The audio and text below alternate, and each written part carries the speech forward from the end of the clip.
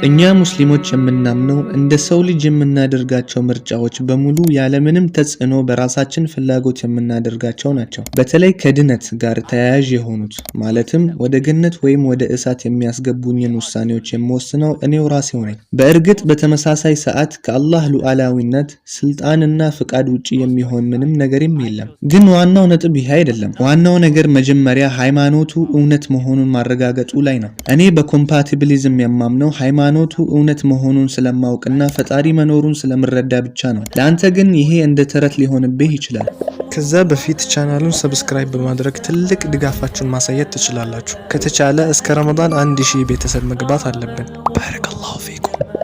ምክንያቱም አምላክ የለም ብለህ ካመንክ የግድ ዲተርሚኒዝም በሚያቀርበው ሐሳብ ላይ መስማማት አለብህ። ማለትም ምንም ምርጫ የለህም፣ ሁሉም ነገር አስቀድሞ የተወሰነ ነው ብለህ ለማመን ትገደዳለህ። አዎ እኔ በዚህ ሐሳብ ነው የማምነው። ስለዚህ አሁን እኔን ለማውራት መርጠህ አይደለም አይደል?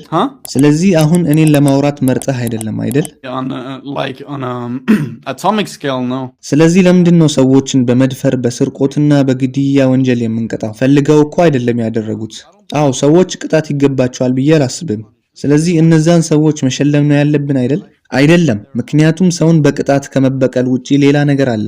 ለምሳሌ ሰዎች ያንን ስህተት እንዳያደርጉ በመከልከል ሊሆን ይችላል። ግን በአንተ እይታ ቅጣት አይገባቸውም፣ ምንም ጥፋት አልሰሩም። አዎ እኔ አምላክ በሆንና በትንሣኤ ቀን እጣ ፋንታቸው ምን ይሁን ብዬ ብወስን ወደ እሳት አልካቸውም። ቆይ በአንተ እይታ እኮ ፈጣሪ የለም። ለምንድን ነው ሌላ ቦታ የምትሄደው? እኛ እያወራን ያለነው ስለ ፈጣሪ አይደለም። በአንተ አመለካከት ፈጣሪ የለም፣ ስለዚህ መቀጣት የለባቸውም። የሆነ ሰው መጥቶ ቤተሰብህን ቢጨርስ ስህተት የለበትም፣ ንጹህ ነው፣ ምክንያቱም ተገደው ነው ብለህ ነው የምታስበው አይደል? አዎ ተፈጥሮ ራሷን እየገለጸች ነው ብዬ ነው ማስበው። ስለዚህ የፍትህ ስርዓት የለም፣ የወንጀል ህግ የለም፣ ቅጣት የለም ማለት ነው። ሁሉም ነገር ተራ ነው። ምክንያቱም ሰዎች የሚያደርጉትን ነገር ሁሉ ተገደው ወይም በተፈጥሮ ህግ ብቻ ነው የሚያደርጉት። በነገራችን ላይ እነዚህ ከኤቲዝም የሚመነጩ ምክንያታዊ መደምደሚያዎች ናቸው። እኔ ለህዝቡ እውነታውን እያሳየው ብቻ ነው።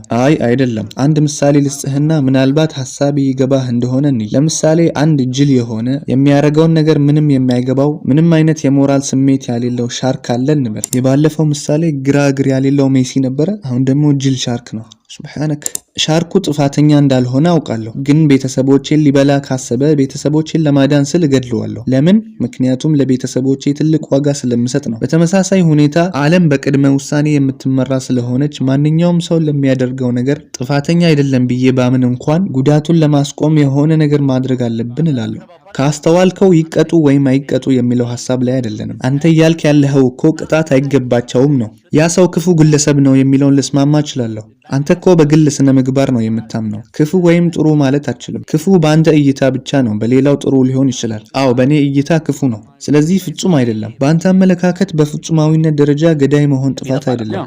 እሺ ለግልጽነትህ አመሰግናለሁ። ምክንያቱም ብዙዎቹ ኤቲስቶች ያስተሳሰባቸው የማይቀሬ ውጤት ምን እንደሆነ የመረዳት ብቃቱ የላቸውም። ኤቲስት ከሆንክ ነገሮች ሁሉ አስቀድሞ የተወሰኑ መሆናቸውን መቀበል ይኖርብሃል። ምክንያትና ውጤት ደግሞ ትክክለኛ የስነ ምግባር መስፈርት የለም ብለህ እንድታምን ያስገድዱሃል። ስለዚህ ምንም ነገር ትክክል ወይም ስህተት ሊሆን አይችልም ማለት ነው። ሌላው ደግሞ የማሰብ ችሎታችን ነው። በዝግመተ ለውጥ ካመንክ የማሰብ ችሎታችን የመጣው ለህልውናና ለዘር መተካካት ተብሎ እንጂ እውነትን ለመፈለግ አይደለም። ይሄ ደግሞ ዳርዊን ያመጣው ሌላው ትልቅ ችግር ነው እያልኩ እየቀጠልኩ የኤቲዝም አመለካከት ከመሰረቱ የፈረሰ መሆኑን በብዙ መንገድ ላሳየህ እችላለሁ። በአንጻሩ አምላክ አለ ብሎ የሚያምን ሰው ግን ለማሰብ ችሎታውም ሆነ ለፍትህ ስርዓቱ መሰረት አለው። ምክንያቱም ትክክልና ስህተትን የሚለየው ፈጣሪ ነው። የማሰብ ችሎታችንም ከእርሱ ነው የተሰጠን። እንግዲህ ማንኛውም ቅንና አስተዋይ ሰው የኤቲዝም ትርጉም አልባነት አይቶ ወደ ፈጣሪ እምነት ይመጣል። ነገሩን የበለጠ እያየን ስንመጣ የበለጠ አስቂኝ እየሆነ ይመጣል። እስቲ አንድ ጥያቄ ልጠይቅህ። ለመሆኑ